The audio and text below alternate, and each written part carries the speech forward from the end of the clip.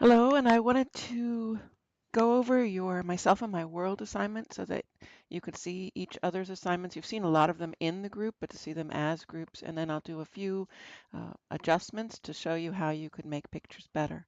So thank you for being here, and thank you for your hard work on this assignment. I hope that I got most of you in this slideshow, but if I didn't, I'll catch you next for the next assignment.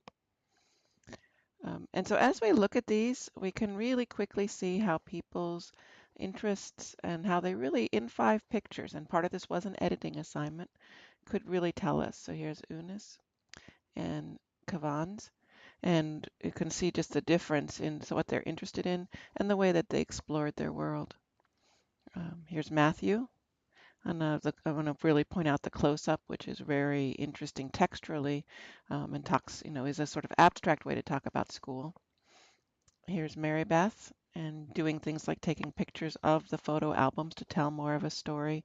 The really close-up of the cup of tea is quite fun, and a nice picture of her daughter and her husband. Tiffany here, and her looking at the foothill owl and a way of looking at her brother studying while she's taking pictures, showing some range. Christina.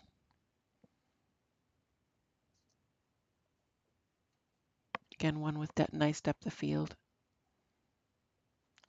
Patrick.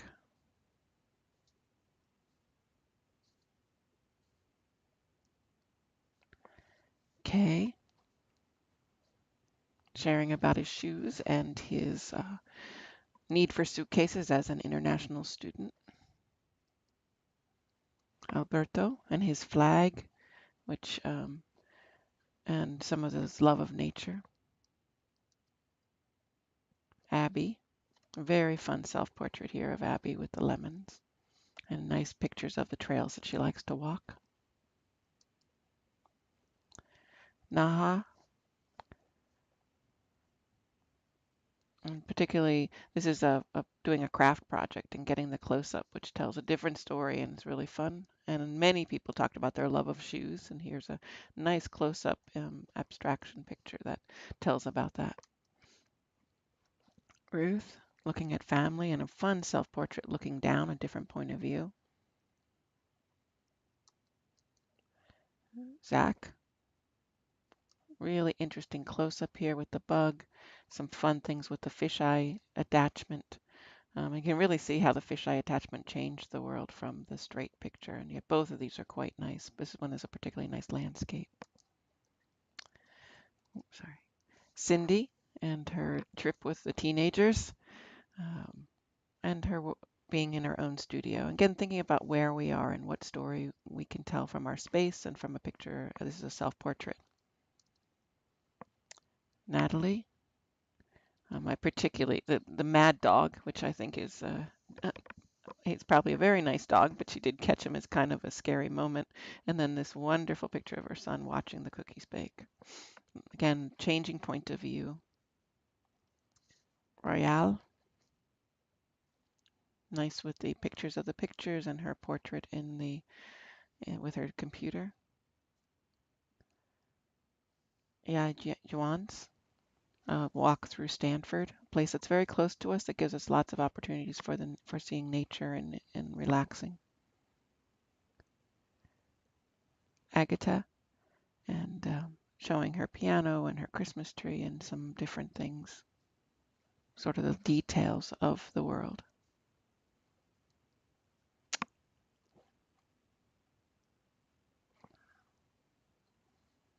I'm not going to read, I didn't write the name on here. Hold on one second.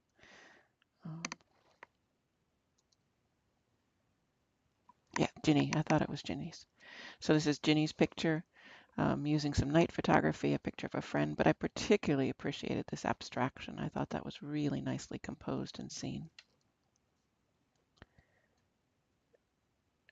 Shariana with a self-portrait and a picture of herself with her nursing outfit and a picture of her dog. Something with animals, and we'll see it through here, most often, not always, but most often, if you're on their level, you'll get a better picture. But this is definitely about dog in hiding, so, and the fish. um, Honey's picture, and a very interesting self-portrait, consciously using the mirrors to tell about looking forward and looking back. Picture of her workspace, just some interesting exploration. Here's one exception in Maria's of looking down that really works with the cat. A fun picture with the coffee, and then really a lot of effort with the tripod. Thank you to go and get this picture of her doing yoga in a beautiful landscape. Mayra, and I love the picture of the tokens for the puppy dog things and the actual puppy dog. Backlighting's tough, which you've done in 2 of these pictures. I would continue to explore and notice lighting and perhaps move so that the windows are at your back. And I really like how this almost feels like a mirror, but as if he's looking at himself with all his tokens, although I know it's a photograph. And then her bravely showing her medicines to talk about how that's a big part of her life. Veronica, and fun images, very graphic, using depth of field, using both a picture and a almost like this is the self-portrait happening that we don't get to see, and fun pictures of her family up here. James, and nice thought to take a picture of the drawing. Um, Very well done. I might think about the hands or some tools that would sort of expand the dimensionality of that. And I told him the focus on this one is perfect, and that try to get that with the dog, where the eyes, when you're working with animals, the eyes are generally the most important thing. Michael in a hike with a heavy tripod and the worthness of doing that. Really nice that these are landscapes, but then we have this one with this hint of the hikers, and it's both for scale and for information. With that, I did, and I'll do this with a few pictures. I'm not doing it with too many this time, but this is a picture of Michael's that I wanted to take into Lightroom, and we're going to be looking at different development processes and how you can use them to we'll talk about Lightroom and Photoshop and Picasa and free sources and inexpensive sources, and then the professional tools to adjust. And so this picture I just found really interesting, and I wanted to just show this is something you'll find in a lot of the softwares. It's a white balance selector, and if I chose it, and I'm going to balance the earth, and I think that's a little warmer, but you see how just in that one little click, we've really changed the photograph. But I think that may have been too much. I could choose a different place to click, and then maybe just turn the blue back up a little bit to create some sense of the coolness of that time. I'm going to go up a little bit in contrast and a little bit in clarity and vibrance. Those are the 3 things I use quite often on a landscape picture like this. And then an effect that I'll use in Lightroom a lot that you'll have in a few of the different softwares is a kind of edge darkening. It's called vignetting, which I really like. And so now if we look at a before and after of this picture, you'll really see how a few clicks kind of popped the colors a bit and gave us a little, just a little more intense photograph. Very, very nice photograph to start with, but this is what we can do when we want to do more using software. That's module 8. Josh, some nice points of view, good use of depth of field, fun of the candy and the angled street. Kevin, loving the color on this one and how he saw that, and some details that he shows of objects that are important to him to tell his story. And so this is another one. This is tungsten light, and we talked about that in color balance. And when something is this far yellow, and it may be, let's actually go to the library and look at the metadata. No, we don't have information on how he shot it. Sometimes that gets uploaded and sometimes it doesn't in Flickr. And since I downloaded this from your Flickr site just for this demonstration. So again, I'm going to take the white balance selector And I'm going to go to something that should be neutral, like this gray. We can use white, but gray is better. And you'll see how it still has a kind of pinky look. I'm going to go, and that's probably about the best we can get because it's so far off. You might look at your white balance in the camera, since you probably shoot in JPEG, and that if you set it in the camera to tungsten when you're going to photograph under tungsten, you'll get better ultimate color. This is probably about the best we can do with this particular photograph. Here's another one of Kevin's that I really thought was interesting for color balance. And what he mentioned was how this died, and yet we still have this beautiful tomato. And I wanted to make that come out even more. So I'm thinking if we color balance just a little bit and then raise a bit of the clarity, just back a little bit, and a little bit of the contrast. And hopefully you can see how color balance, since that white balance was one of our things, makes it sort of come out, and the yellow orange to be more orange than it was. Really interesting use of depth of field and kind of finding the beautiful tomato in the end of season look.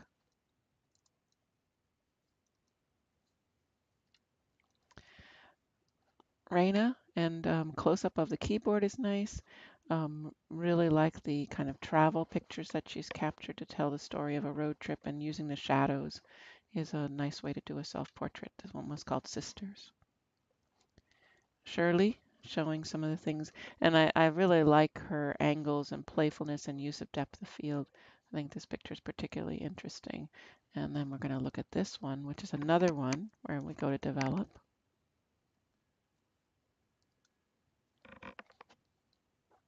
And it's inside the car, I believe, but look at one click.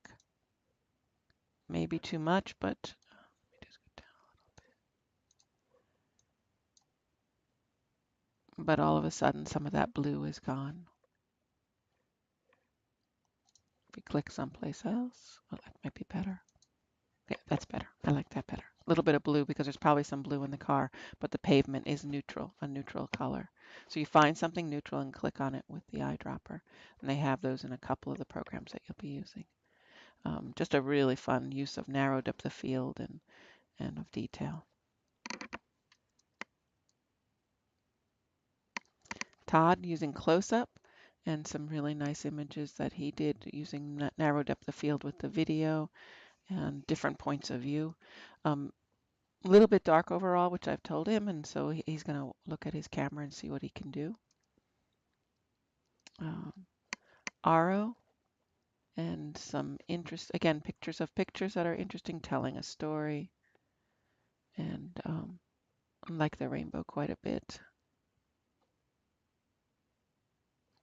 Eric and the beach, really like the sunglass picture. I think that's very effective, but sort of telling the story in a few shots about what it's like to be at the coast.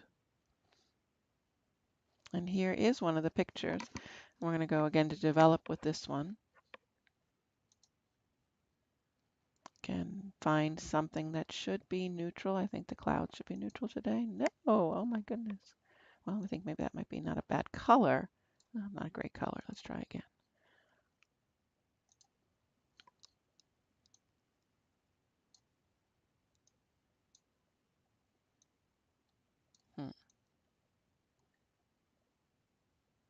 So this one's going to be a tough one to kind of try and find where we want the colors to be. That might be better. Funny little, I don't know if you used a filter on this. Maybe I'm trying to correct a filter that you used. You'll have to let me know. A little bit more contrast. We're going to bring down some of the highlights. Up with the clarity. Still not happy with that color balance.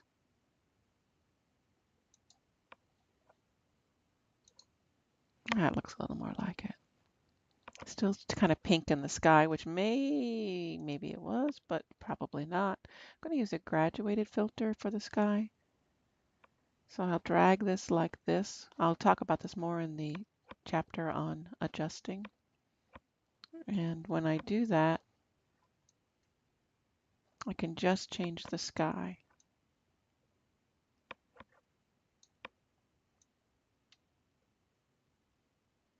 any way I want. Maybe not good.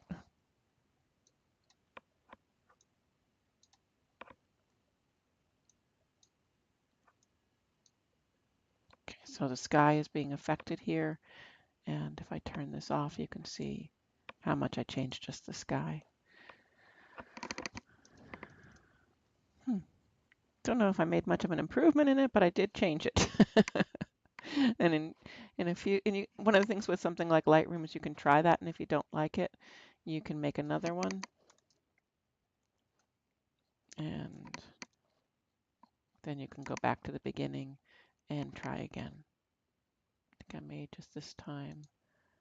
Try darkening the sky.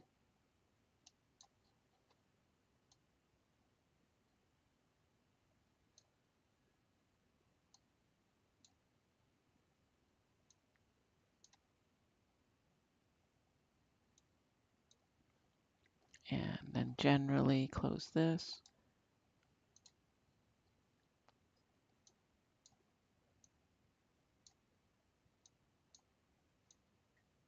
Go for more drama everywhere.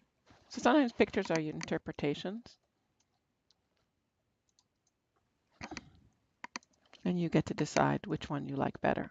Same picture, just different treatment and development within a few short seconds.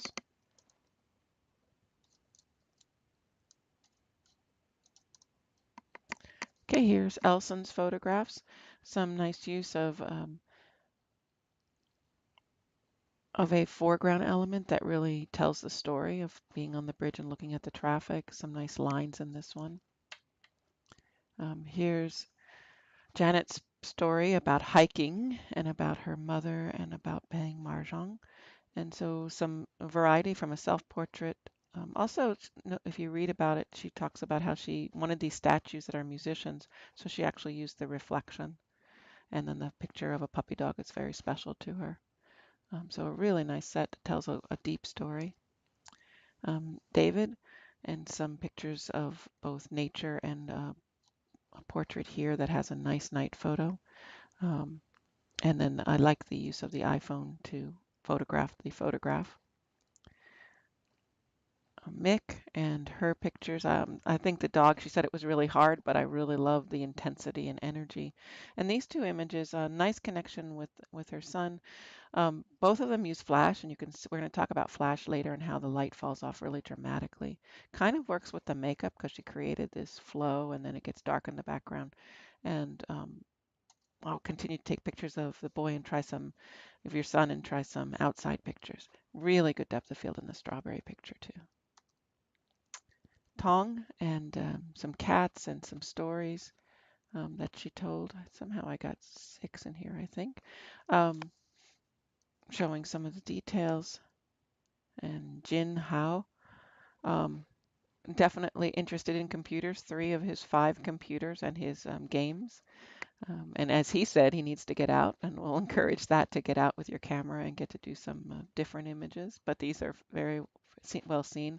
If you're going to do 3 computers, you might think about different points of view, having some open, doing some close up to the keyboard, and keep exploring that.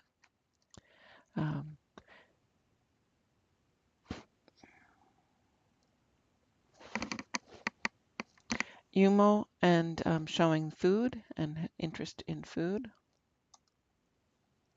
Hei-chung and showing the breakfast and the soccer that's so important from being a winner, and the kitty cat that he follows, or he or she, I'm not sure if it's a he or she. And football or soccer is a wonderful sport. It's really nice the way you did your shoes with the ball and the background and this picture. Really sort of tells a lot in one story. Jay and the Chinese restaurant, the details of the campus, and some other pictures. A nice exploration of some of the pieces of your world. So thank you everybody for sharing myself and my world, and for being in the class. Do a couple things which I wouldn't have said here, but I put in the different in the different assignments is that pictures are to be done this quarter. I need to be able to see the dates, and they need to be done this quarter. Um, you need to be able to put them in our group, to put them in an album and add tags. And there are videos on the Flickr page, which is on our handout page, if you have any questions about that. And thank you so much for being here.